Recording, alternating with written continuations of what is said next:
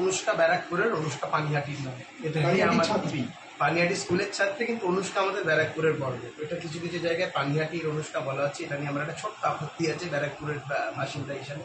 দ্বিতীয়ত ওর সাথে আমি কথা বললাম, ইঞ্জিনিয়ারিং নিয়ে পড়বে, এরোস্পেস নিয়ে পড়ার ইচ্ছা, ওয়ান্ডারফুল। মানে এই ধরনের এরোস্পেস নিয়ে পড়াশোনার যারা চিন্তাভাবনা রাখে খুব কমেন্ডেবল। তৃতীয়ত ওর একটা সব থেকে যে বড় জিনিস আমার যেটা পছন্দ হয়েছে, ওর যে এজ গ্রুপ, ওর পলিটিক্যাল কনসিয়াসনেস, সেটা আমাদের মতের সাথে মিলতে পারে বা না মিলতে পারে। আমি সাধুবাদ জানাবো ওর মতন এই জেনারেশনের একটা মেয়ে, তার একটা পলিটিক্যাল কনসিয়াসনেস আছে এবং তার একটা ওপিনিয়ন আছে। আমি খুব সাধুবাদ জানাবো এবং পরিবারের আপব্রিঙ্গিংকে সাধুবাদ জানাবো।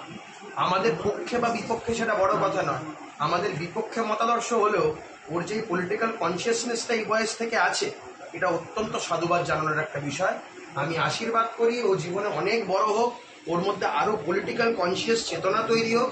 কারণ এই ধরনের ব্রাইট ছেলেমেয়েরা, তারা যদি পলিটিক্যাল কনসিয়াস না হয়, রাজনীতিটা দুর্বৃত্তদের হাতে চলে যাবে।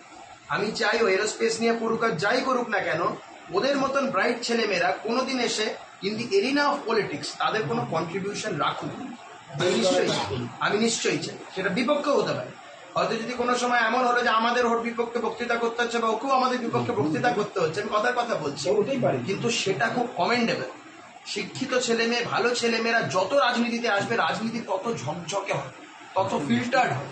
আমরা চাই রাজনীতি ফিল্টার, রাজনীতি ঝকঝকে, ভালো ভালো ছেলেমেয়েরা রাজনীতিতে আসুক, তাদের একটা মত তৈরি হোক। খুব ভালো, খুব ভালো। ঠিক আছে, থ্যাংক ইউ। পলিটিক্যাল বার্তালাপ, সত্য ও বিতর্কের কণ্ঠস্বর।